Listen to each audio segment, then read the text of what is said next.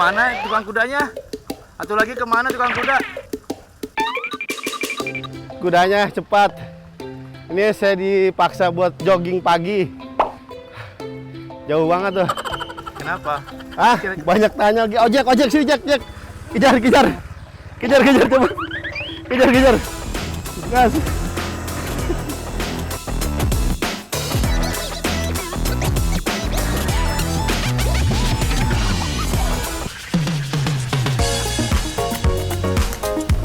Profesi penyewa kuda di tempat wisata kudu full effort ya.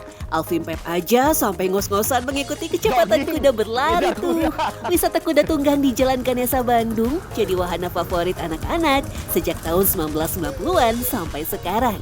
Apalagi selama musim liburan, dalam sehari para joki kuda tunggang bisa mendapat banyak pelanggan. Ya, sekitar 1 juta rupiah jadi sumber pemasukan.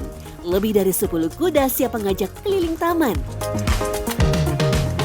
Meski terkesan profesi receh, namun banyak yang menggeluti profesi ini sejak lama. Salah satunya Heri yang sudah 10 tahun menjadi tukang sewa kuda. Tadi kan udah pada turun nih. Ya udah beres ya. Saya mau naik boleh nggak? Saya mau jadi pangeran berkuda putih. Hayya! Tapi saya boleh naik nih? Aduh, mohon maaf Pak ya. Ah, kenapa? Ininya terlalu besar kayaknya Mak. Apanya yang besar? Saya pribadinya besar. Iya, maksimal 85 lah. Apanya tuh berat badan? Badannya ya. Berat badan kudanya? Enggak, hanya. Berat badan saya aja? Iya. Oh, nggak boleh dari 85? Nggak boleh, paling maksimal 85 itu paling Walah. maksimalnya. Saya sih 85,5. Nggak bisa juga ya? Iya. Tapi emang kenapa kok nggak bisa bawa beban berat di atas 85? Takutnya menjaga aja, takutnya ada apa-apa lah ibaratnya. Oh, biar Jangan salah, beban berlebih bisa membuat tekanan fisik dan mental yang memicu stres pada kuda loh. Rekreasi menunggang kuda di kota Bandung tersebar di beberapa tempat. Seperti halnya angkutan umum, trayek kuda juga sudah ditentukan. Setiap tukang sewa kuda punya wilayahnya masing-masing. Heri mencari pelanggan di sekitar kawasan Ganesa dan Kebun Binatang Bandung dengan harga sewa Rp40.000 sampai Rp50.000 untuk 1 kali putaran. Nah, kalau pengunjung yang ditunggu-tunggu datang, Heri dan tukang sewa kuda lainnya langsung gercep menawarkan kudanya masing-masing. Kalau wisatawan sudah naik, mereka setia menuntun kuda mengitari Taman Ganesa. saya ngejar kudanya capek. Dia tenaga kuda, saya tenaga babon. Berat. Kuda sandal atau yang lebih dikenal dengan sandalwood pony menjadi kuda pilihan yang disewakan. Kuda pacu yang berasal dari Pulau Sumba, Nusa Tenggara Timur. Sandalwood diambil dari nama pohon cendana, yakni sandalwood tree, yang dulu berkembang subur di daerah Sumba. Agar si kuda jinak, memang perlu perawatan ekstra. Di kawasan Dago menjadi tempat mereka dimanjakan. Nah, kenapa kalau kuda dikasih makannya pagi? Kenapa nggak siang atau nggak sore gitu? Mau dikerjain. Oh, mau ini kerja ya? Ya, wajib pakai lolohan ini. Kalau rumput aja nggak ada tenaga. Oh gitu, jadi nggak cuma rumput ya. Ini tuh apa aja sih tadi? Bekatul ya? Bakato, ongok teh Indonesia teh apa?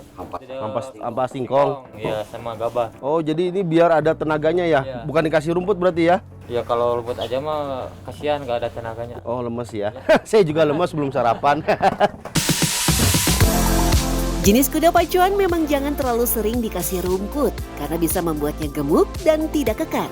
Selain harus diberi makanan yang baik, pijatan khusus juga diberikan agar stamina tetap prima.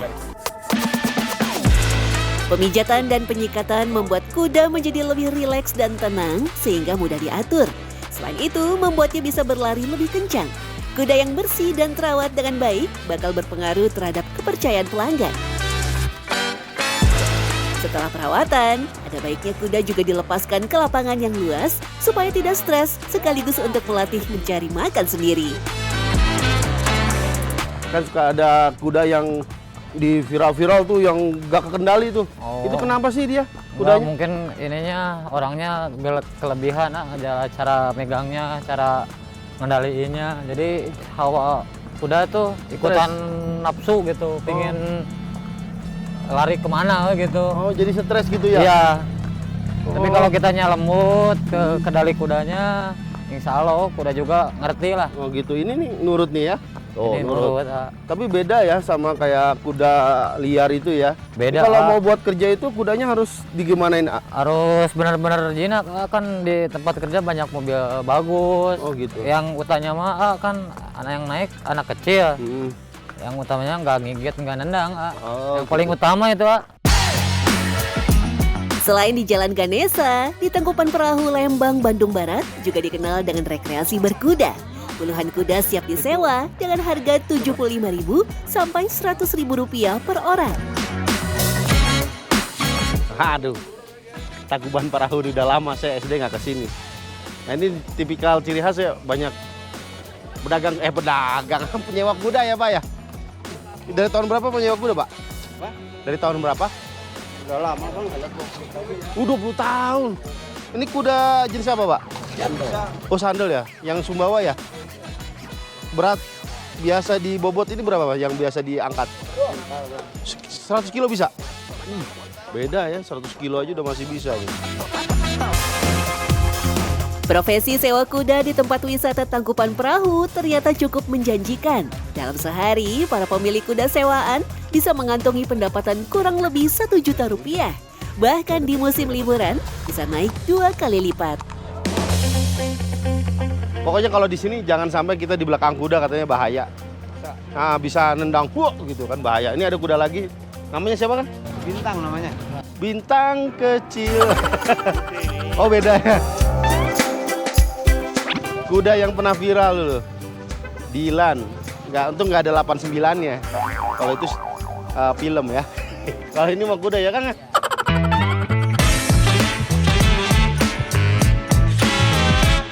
Kuda sandal bisa menahan beban berbeda-beda, tergantung umur, kondisi fisik, dan pelatihan.